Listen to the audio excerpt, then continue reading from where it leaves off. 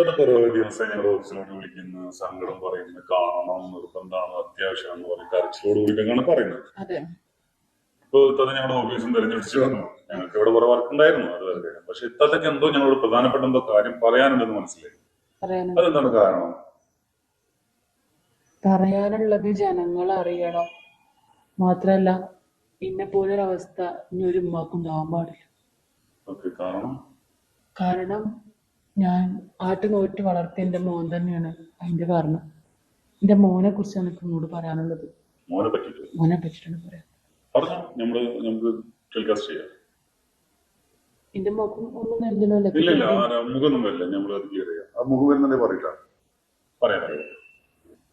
എന്റെ മോന്റെ പേര് ഞാൻ പറയണില്ല.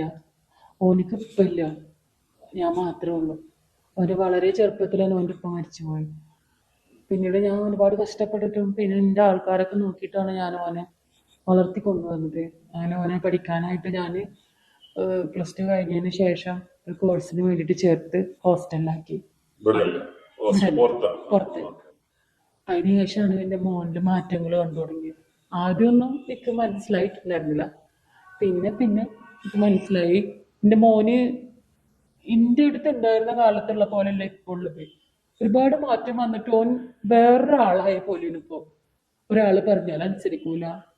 മാത്രമല്ല നമ്മളെന്തെങ്കിലുമൊക്കെ പറയുമ്പോൾ എനിക്ക് ഭയങ്കര ദേഷ്യമാണ്. അംഗീകരിക്കാൻ തയ്യാറല്ല. ഒരു കാര്യം ഓൻ അംഗീകരിച്ചു തരില്ല.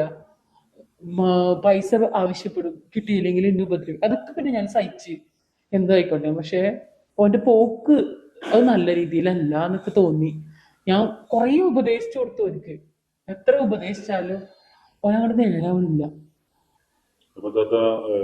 കോളേജ് ഹോസ്റ്റൽ എന്ന് പറഞ്ഞല്ലോ, അപ്പോ അവിടുന്ന് ടീച്ചേഴ്സോ മറ്റേ കൂടെ പഠിക്കുന്നവരോ അങ്ങനെ എന്തെങ്കിലും വിഷയങ്ങൾ ഉണ്ടെങ്കിൽ അവരെ അറിയിക്കൽ അവരുടെ കടമയാണല്ലോ. അങ്ങനെ വല്ല റിസൾട്ടും നിങ്ങൾക്ക് വന്നിട്ടുണ്ടോ? ഞാനും എൻ്റെ ടീച്ചറെ കോണ്ടാക്ട് ചെയ്യാനായിട്ട് ശ്രമിച്ചിട്ടുണ്ടായിരുന്നു. പക്ഷെ അവര് പറഞ്ഞത് കോളേജിൽ അവനെ പറ്റി യാതൊരു നെഗറ്റീവും ഇല്ല. എല്ലാവർക്കും ഇഷ്ടമുള്ള കുട്ടിയാണ്, പഠിക്കുന്ന കുട്ടിയാണ്. ഹോസ്റ്റലിൽ അന്വേഷിച്ചപ്പോഴും കുഴപ്പമൊന്നുമില്ല. പക്ഷെ ഇത് എവിടുന്നാണ് ഈ പഠിച്ചതെന്നുള്ളത് അറിയില്ല. എൻ്റെ മോന്റെ ബാഗിൽ ആദ്യമായിട്ട് കിട്ടുന്നത് ഒരു പഞ്ചസാര തരി പോലത്തെ ഉള്ള ഒരു പാക്കറ്റ് ആയിരുന്നു. പഞ്ചസാര തരി പോലെ, ഉപ്പിന്റെ ഒക്കെ തരി പോലത്തെ ഒരു പാക്കറ്റ്.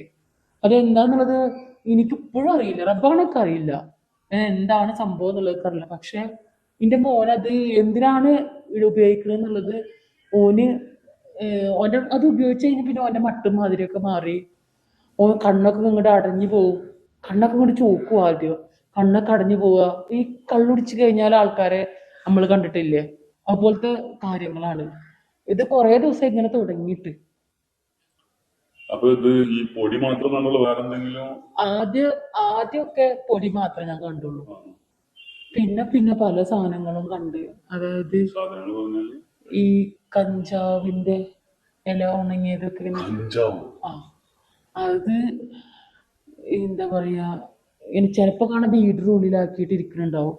എൻ്റെ മോനൊരു സിഗരറ്റ് വലിയോ അല്ലെങ്കിൽ പുറത്തുനിന്ന് ഒരു ചായ പോലും മേടിച്ചു കുടിക്കാത്ത കുട്ടിയായിരുന്നു. എൻ്റെ കയ്യിൽ നിന്ന് പോകുന്നത് ഏരിയ കുട്ടി അങ്ങനെയായിരുന്നു. പക്ഷെ ഇപ്പൊ അങ്ങനല്ല. വീട്ടിലേക്ക് നേരം പോലെ വരില്ല. ഇനിയിപ്പോ നാട്ടിൽ വന്നാൽ തന്നെ വീട്ടിലേക്ക് നേരം പോലെ വരില്ല. കൂട്ടുകാരുടെ കൂടെ കറങ്ങി നടക്കുക. 10-12 മണിക്കും ചിലപ്പോ കയറി വരും, ചിലപ്പോ വരില്ല.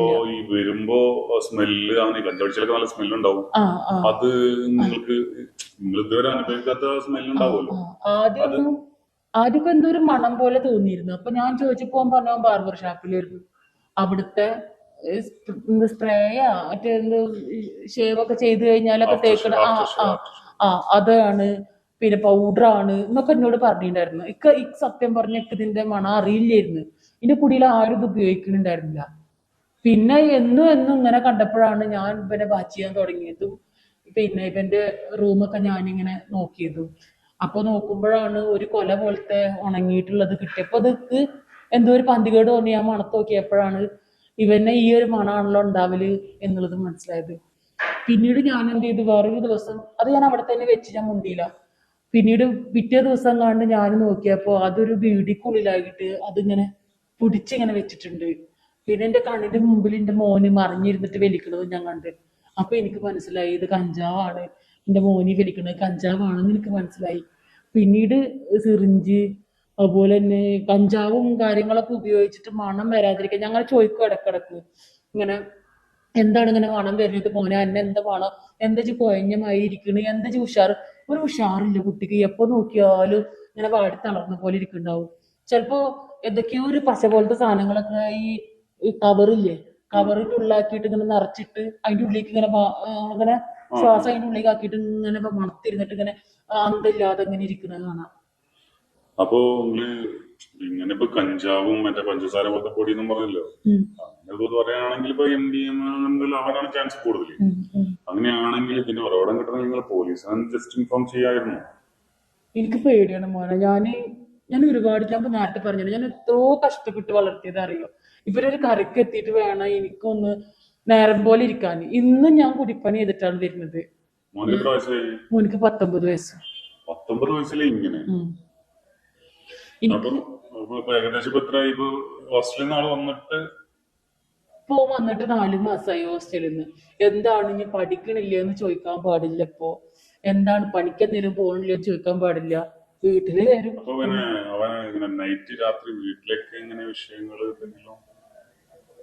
വീട്ടില് ഞാനും ഓനും കൂടിയിട്ട് ആദ്യമൊക്കെ ഒരു റൂമിലേക്ക് കിടന്നിട്ടുണ്ടായിരുന്നു. പിന്നെ ഓനോടുള്ള പെരുമാറ്റ രീതി മാറിയപ്പോ ഞാൻ വേറെ റൂമിലായി. പെരുമാറ്റ രീതി എന്ന് വെച്ചാല് ഒരു ഉമ്മക്ക് അല്ലെങ്കിൽ ഒരു ഉമ്മാനോട് മോന് ചെയ്യാൻ പറ്റണതല്ല ഓൻ ചെയ്യുന്നത്. എൻ്റെ അടുത്ത് ഓന്റെ കൂടെ കിടക്കാൻ പേടിയാ. കിടക്കാനെന്ന് മാത്രമല്ല ഇക്കിപ്പോ ആ വീട്ടിന്റെ ഉള്ളിൽ തന്നെ നിക്കാൻ പേടിയാ.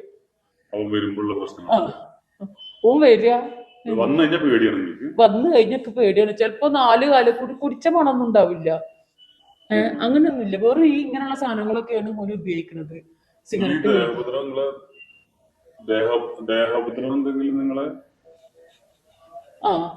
ഓന് എനിക്ക് പറയാൻ പറ്റും.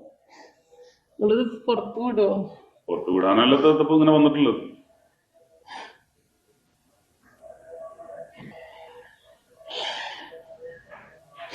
ഓനും ദേവോത്തരവും നടത്തിയിട്ടുണ്ട്.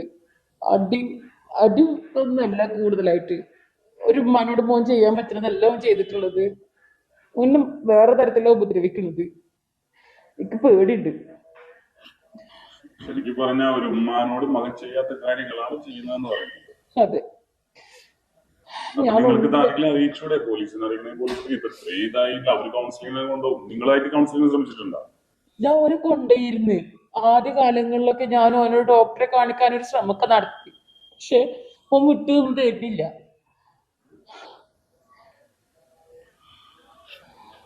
മക്കളൊക്കെ ഇങ്ങനെയെങ്കിലും എന്താ ചെയ്യാ? ഓനക്ക് ഒരു കാര്യം മാത്രമേ പറയാനുള്ളൂ. നമ്മളെല്ലാരും മക്കളെ ഇതുപോലെ നോക്കി ഉണ്ടാക്കണല്ലേ. ഞാൻ ഒരുപാട് പ്രതീക്ഷയോടെയാണ് എന്റെ മോനെ നോക്കി ഉണ്ടാക്കിയത്. പക്ഷെ ഇങ്ങനെയുള്ള ഈ ആൾക്കാരത് കൊണ്ടായിരിക്കാം ഹോസ്റ്റലിൽ താമസിച്ചിട്ടാണോ കോളേജിൽ നിന്നാണോ എവിടുന്നാണോ ഈ പഠിപ്പ് കിട്ടിയെന്ന് പിള്ളേർ എന്റെ മകൻ സ്കൂൾ പഠിക്കുന്ന സ്കൂളിന്റെ പേര് ഞാൻ പറയുന്നില്ല, അത് മാനേജ്മെന്റ് ഞാൻ ആവശ്യമുണ്ടായിരുന്നു.